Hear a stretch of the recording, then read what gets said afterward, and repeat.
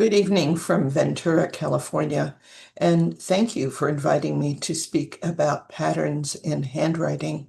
I think you'll find this a useful topic because we're all familiar with patterns that exist in all natural things, even though we may not think about them that way.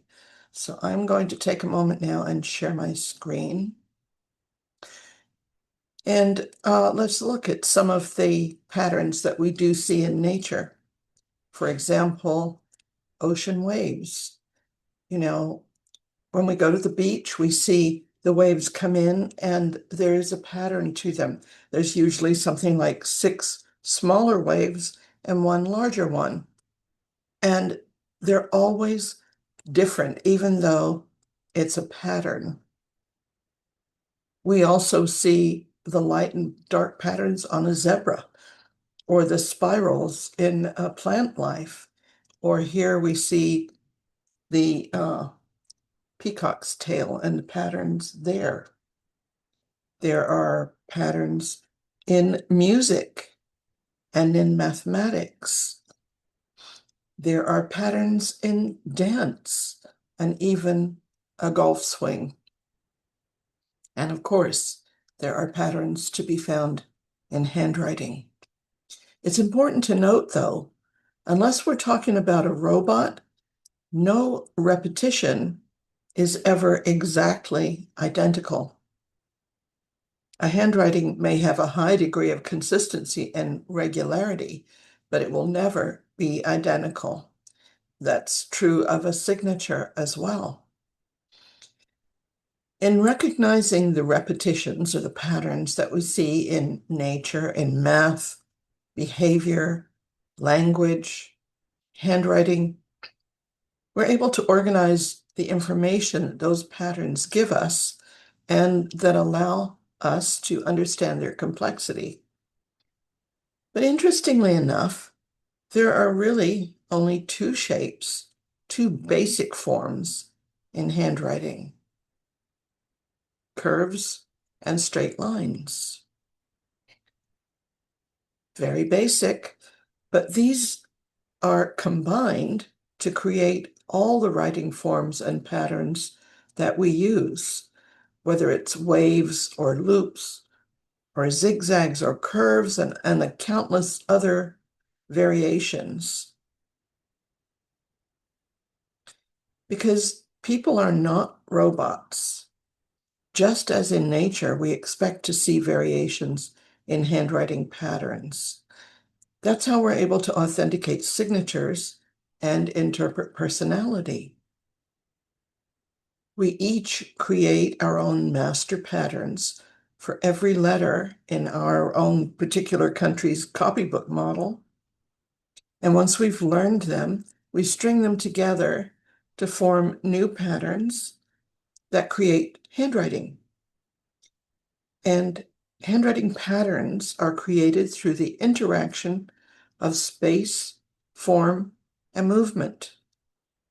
Movement, of course, is made up of things like rhythm, speed, pressure, and so on. But if we look at these 3 elements, first, we need space. And that's the paper that we write on. That's going to provide a background for the pattern that we're about to create. On that background, we place the pen that will create the form, which is the visible representation of the writing pattern. Now, without movement, all you have is a dot on the page. There is no form without movement. So these things, these elements all interact with each other. And the way the pen moves in the hand determines the resulting writing patterns. Keep in mind, there are external and internal factors that can disrupt the patterns. And these may be mechanical factors, which would be writing material, writing position, the surface you're writing on, and things like that, writing conditions. There are also physical conditions such as age, physical health, accidents, and anything external, on the physical. There's also psychological and emotional state, as well as personality characteristics. All of those things can affect the handwriting patterns. And as you know, every handwriting is unique within its own grouping of patterns. To be able to see a writing pattern means that you have to look at the whole picture first, not the individual elements. You may look at those elements after grasping the pattern, but you have to see the whole picture first.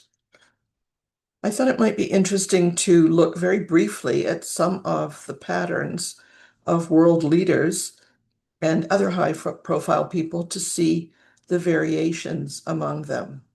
I'm not going to analyze the personality. We're just looking at the patterns. The first one that I picked is Fred Rogers, who Mr. Rogers' Neighborhood was the name of his children's television program.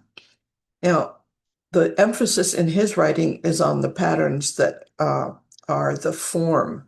The eye is drawn to the form. It's idiosyncratic, very unusual. And it's the most conscious aspect of handwriting because it's the style the writer chooses to represent himself.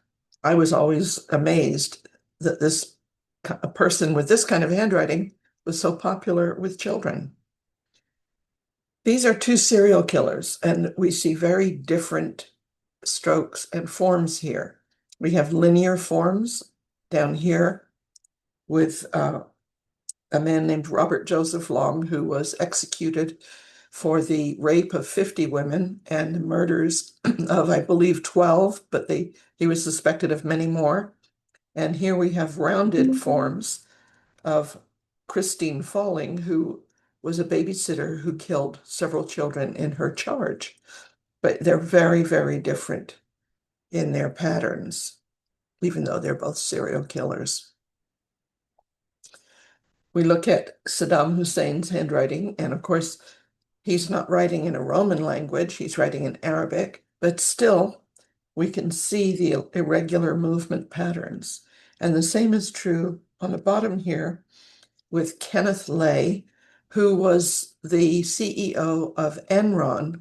And some years ago, Enron, a huge corporation, he was convicted of embezzling the money that the shareholders had invested. So many people lost their life savings to this man. And we have the same kind of irregular movement patterns there. Donald Trump uses angular and linear forms in his writing. And that's all I'll say about him. Vladimir Putin, the emphasis is on movement, and when in some ways his writing appears to be more curved than linear, but it's the movement pattern that stands out. It looks inexorable in the way it pushes to the right. This is a much, much nicer person, Jane Goodall, and her simplified form is what is outstanding in this writing. Plus, it's in a very wide spatial arrangement. Although I believe in Europe, the spatial arrangement tends to be wider than in the US as a copybook. But to my eyes, this looks wide. Next, we have Carl Jung, and for some reason, his handwriting didn't show up. Well, you'll have to take my word for it that his strong pattern of movement is what stands out. Here we have Queen Elizabeth II, which may surprise some who would expect her writing to be more conventional, more copybook style, whereas it's actually got a very lively movement in a simplified original writing. So these patterns here, and you see this is also a more compact writing style, but it's the movement that is strongest. Here we have two human rights activists, Nelson Mandela and Elie Wiesel. Mandela, of course, served 27 years in prison because he opposed apartheid, which is segregation on the grounds of race. And Elie Wiesel is a Holocaust survivor whose father and he were forced into slave labor, where his father died and his mother and younger sister were murdered in the gas chambers. And yet they came out of these horrific experiences with this beautiful writing, with a simplification of form. Now, the difference between them is that Mandela's writing has more rounded connections, more garlands, and Wiesel is very simplified. His writing reminds me of Jane Goodall, and he has a much wider spacing. So the simplified form and simplification and spacing are the patterns that we see here.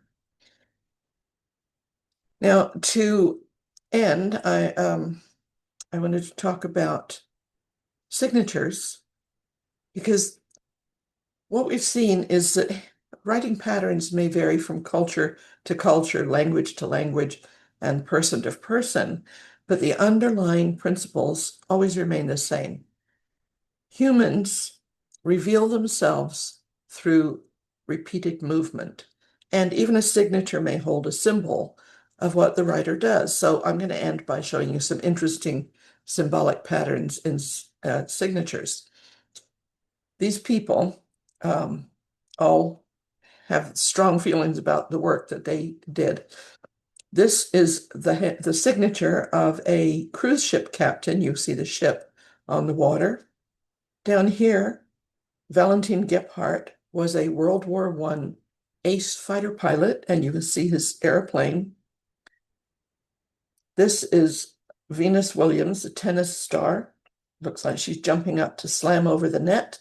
Here we have two signatures by a sleep medicine doctor who forms the pattern that creates a bed. At the top, this is Andres Segovia, which looks like a guitar. And on the right here, you see what appears to be a butcher knife. And this signature was written by John Wayne Bobbitt, who his wife cut off his penis with a butcher knife. Handwriting, of course, is produced through unconscious, repeated movements. So it becomes one of the most individual and revealing forms of human behavior. And I hope that you will find the study of patterns to be interesting and revealing, and that you look at it further. And I thank you for your attention. If anyone wishes to contact me, they can do so this is my email address and my website for my books. And at the bottom here, my website for handwriting analysis. And with that, I thank you and say good night.